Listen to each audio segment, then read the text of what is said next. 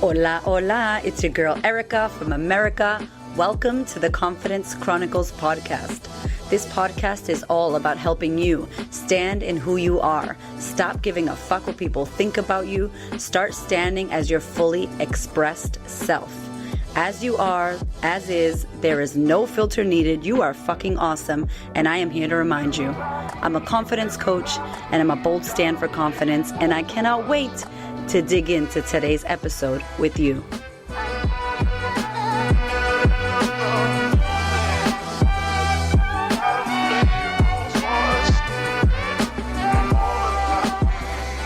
So as I'm driving into the office, I wanted to share a bit about what I've been learning with Gabor Mate, as I've been a student of his, and it's been a short time, but already mind-blowing.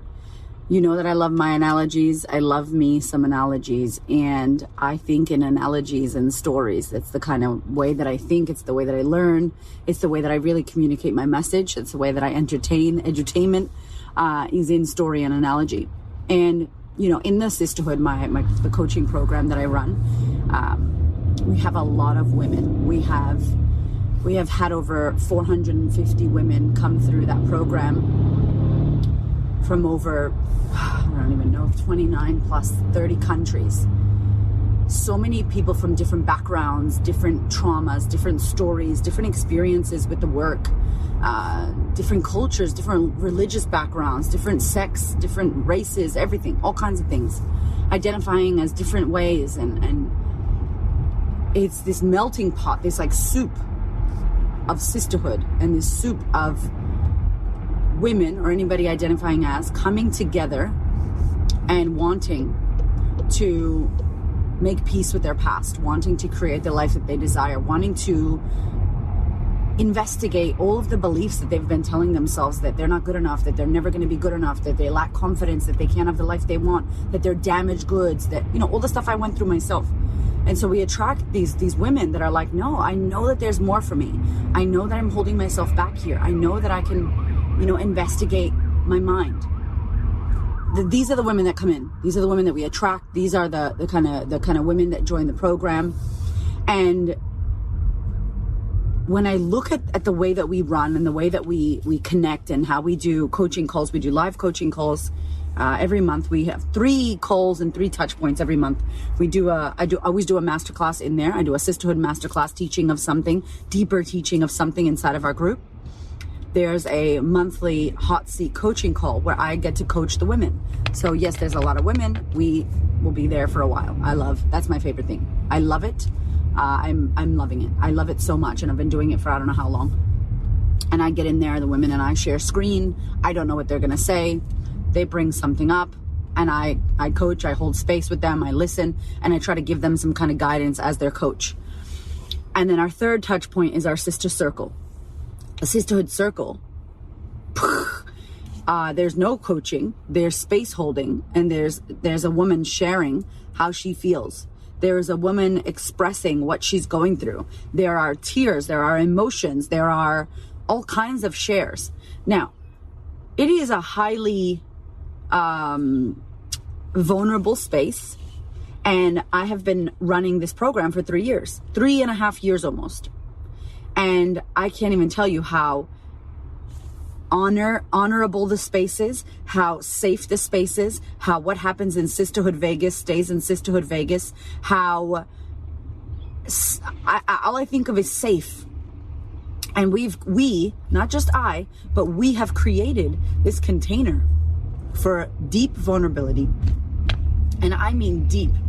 A woman will get on the Zoom and share something she's never told anyone. She's never told her best friend, her partner, anyone. And she'll say it in front of 70 or 80 or 60 women on a Zoom.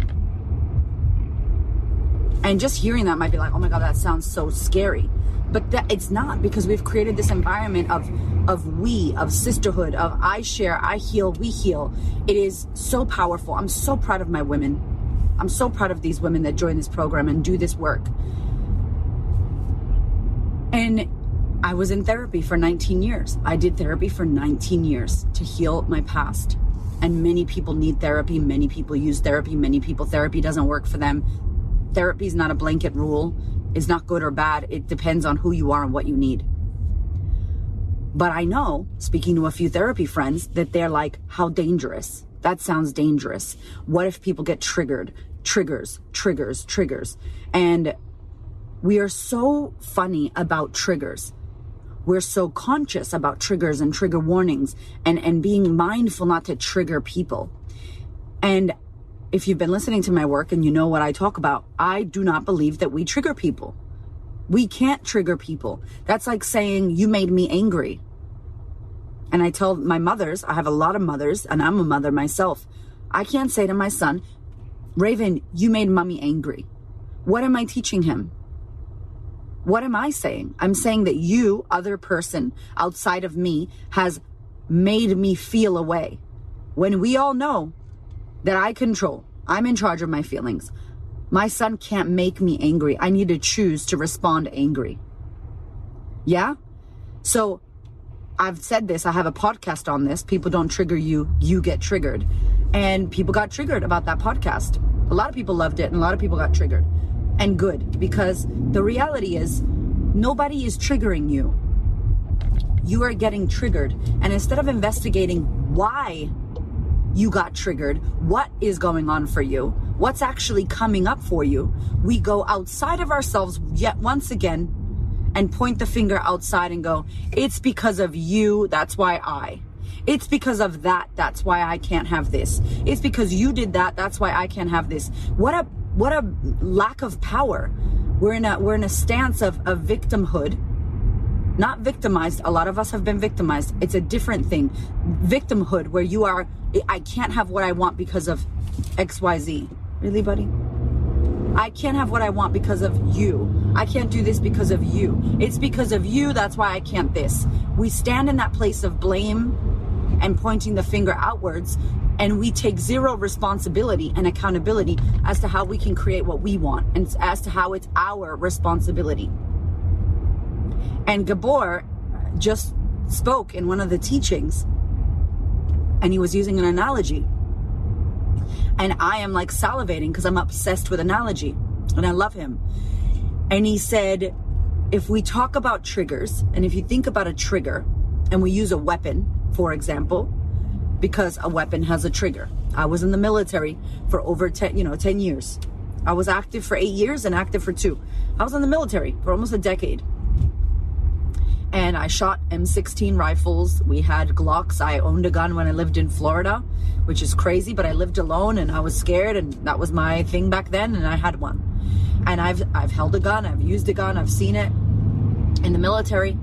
The trigger is tiny in the weapon. And he was saying this, Gabor. The trigger on the weapon is tiny.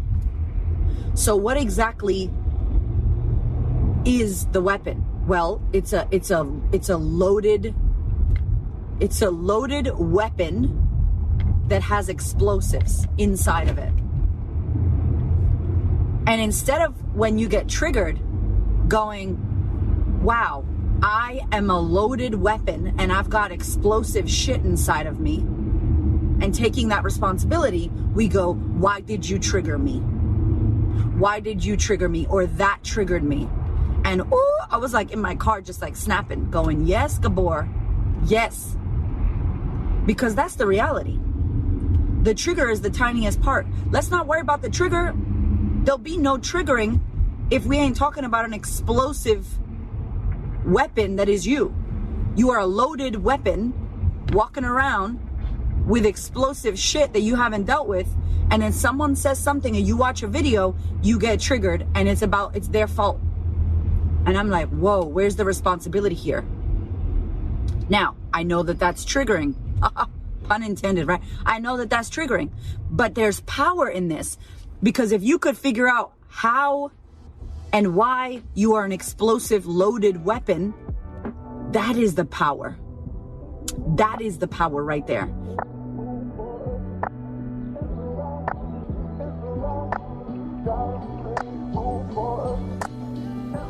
Hello.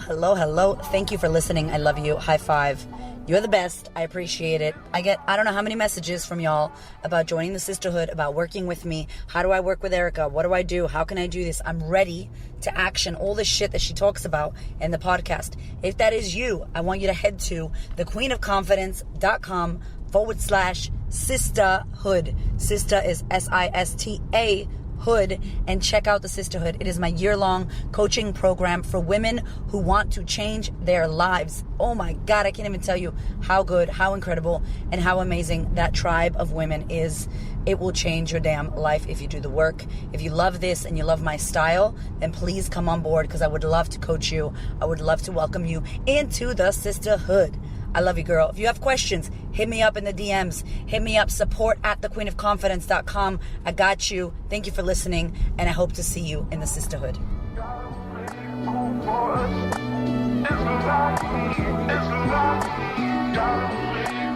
And in our society, Dr. Wayne Dyer, rest in power, my love. He is so good. He was the one, and I talk about this in my book, Confidence Feels Like Shit.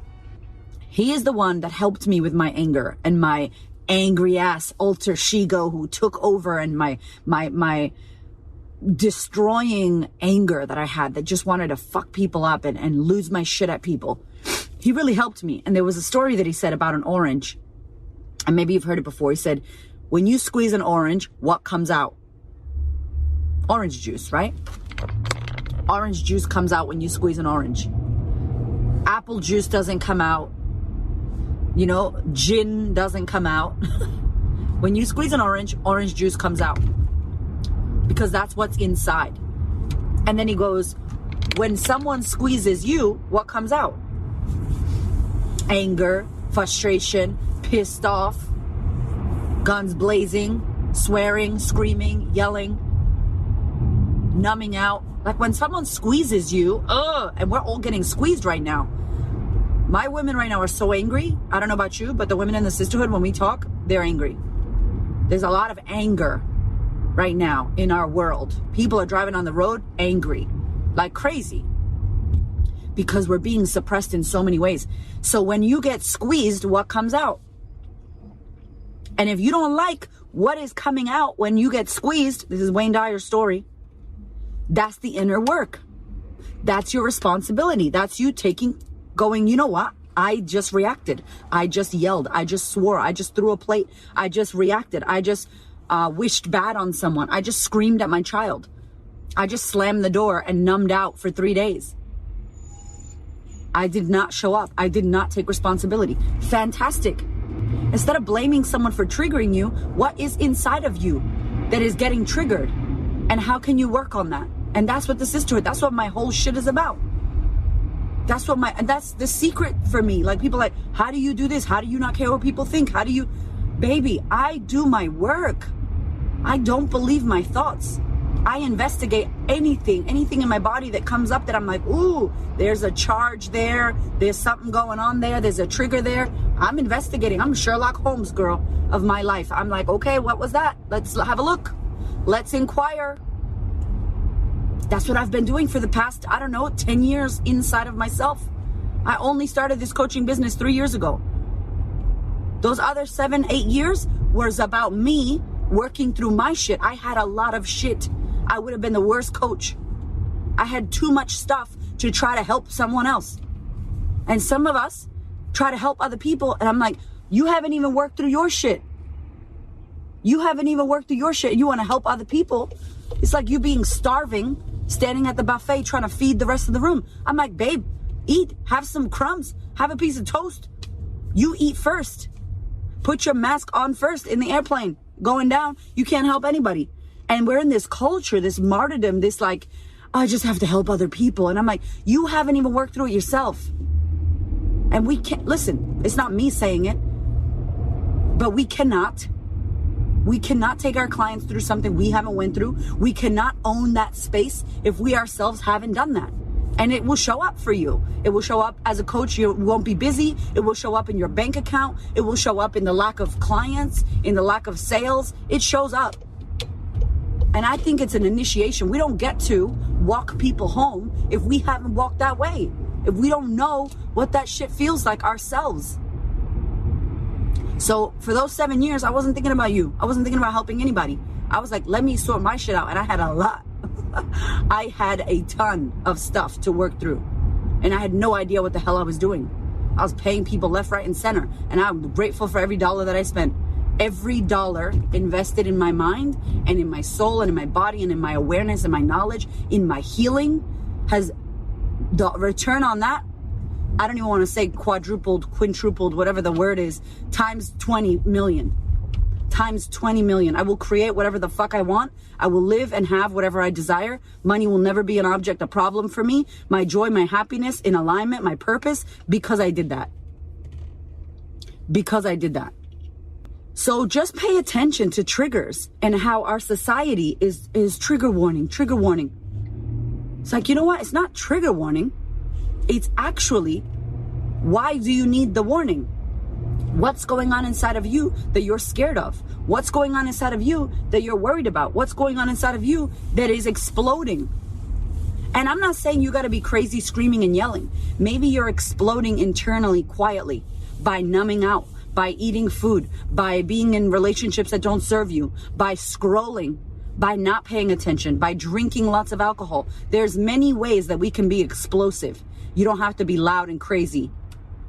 You could be explosive to your life. You could be explosive to your happiness. Sabotage, self-sabotage, denial, jealousy, victimhood. All of these things are things that are already inside of us that we have decided not to look at. And because we don't look at it, something triggers it. I got triggered this whole time with the pandemic with authority. Why? Because my mother was hurt by police. Police treated my mother really badly. They arrested us when I was a kid. They were not good where we grew up. They weren't good to us. I couldn't trust them. So now the government's doing all this stuff. Guess who's getting triggered? Me. Is it the government? Is it the police here in Australia? Or is it my triggers? Is it both? I don't know. But I know one thing. What can I control? My internal triggers. And if I haven't dealt with that, then I'm going to bet it's me. And I will work on me first before I start blasting out who needs to do what, these people, those people. How about you go internally and check out your shit? And if I'm honest, I know my shit is getting triggered because I know. And I know, so I do the work. How many people out there don't even know? How many people actually believe that they have been pushed or triggered? A lot of people. So next time you feel triggered, instead of being upset that someone pulled your trigger or pushed your trigger, and by the way, no one can pull your trigger. You need to pull it yourself. That's another thing. That's another thing. But before you get upset about that, think about, why is my gun loaded? Why am I explosive anyway? What's inside of my weapon? Why is it loaded? You could be shooting blanks. Why is your weapon loaded anyway? Think about that.